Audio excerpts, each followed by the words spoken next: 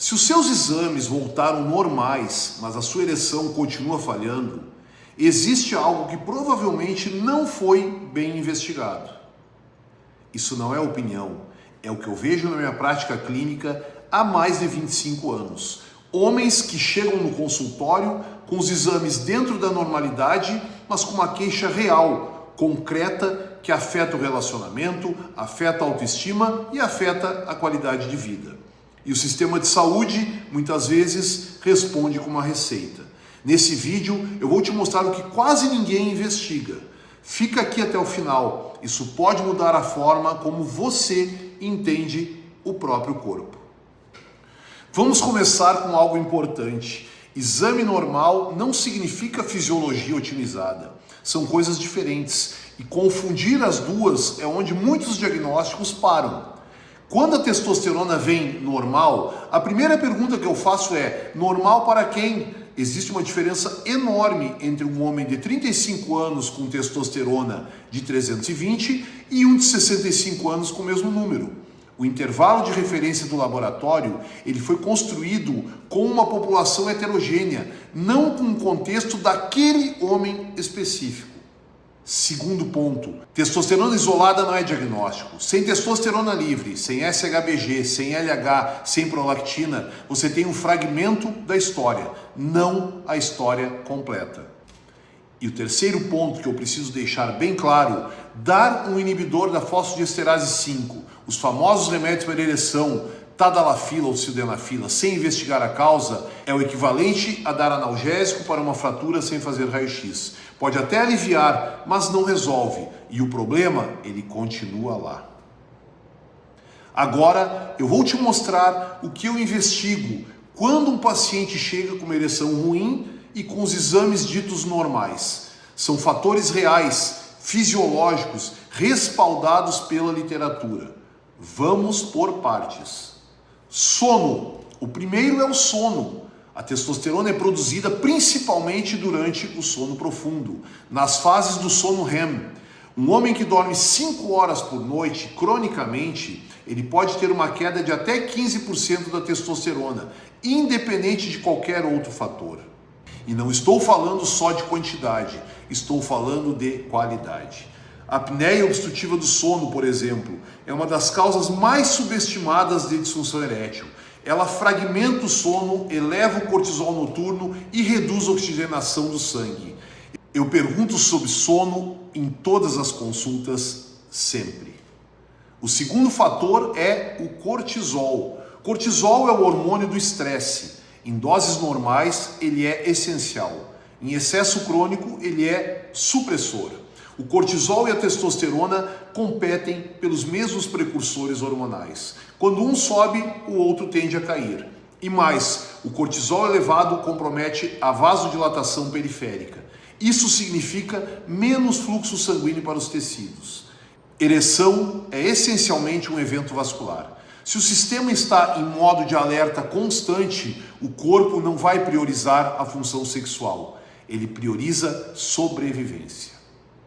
Terceiro ponto, resistência insulínica.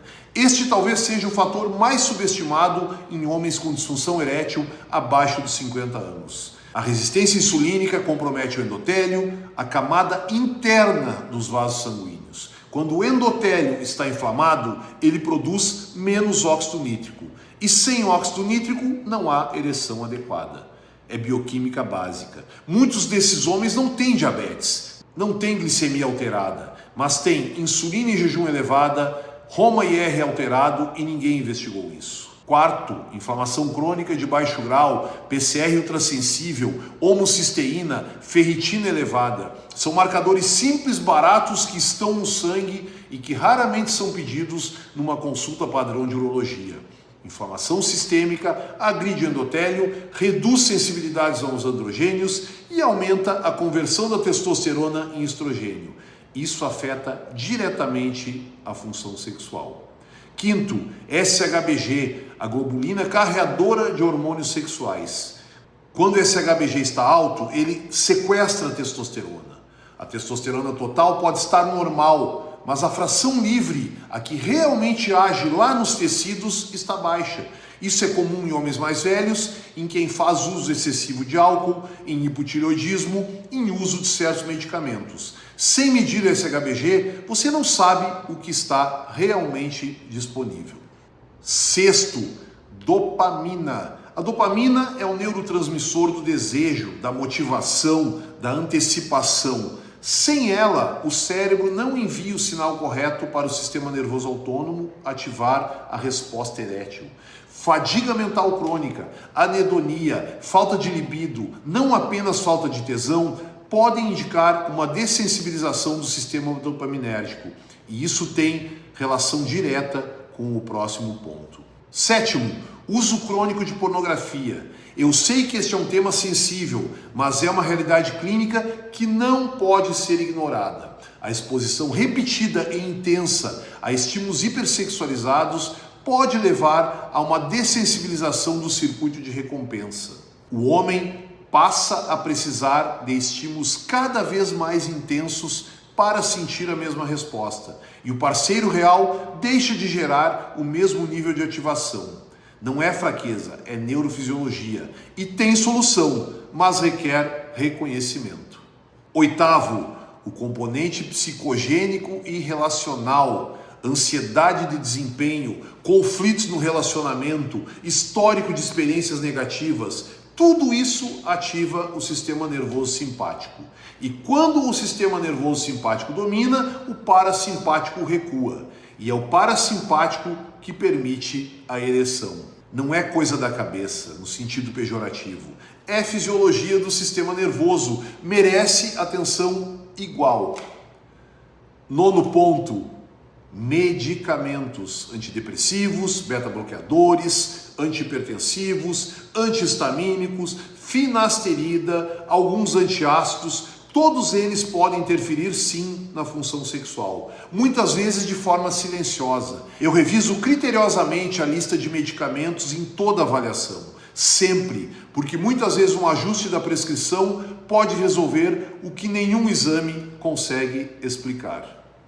Agora, eu preciso falar sobre algo que observo frequentemente e que precisa ser dito com respeito e sem julgamento. Muitas consultas de saúde sexual masculina se tornaram apenas consultas de número. O médico olha para a testosterona, está dentro da faixa? Segue. Não está? Trata.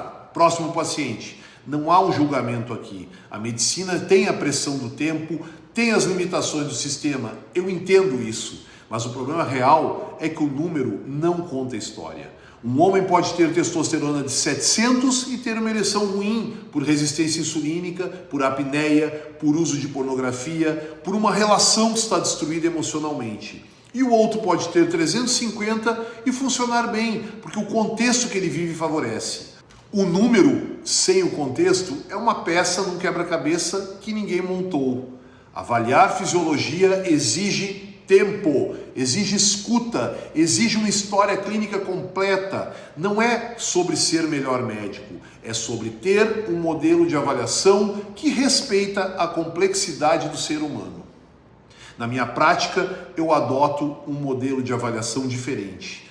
Antes de qualquer exame, eu ouço a história do paciente com cuidado, sem pressa. Depois, peço exames contextualizados, não um painel genérico, mas o que faz sentido para aquele homem naquele momento e com aquela queixa.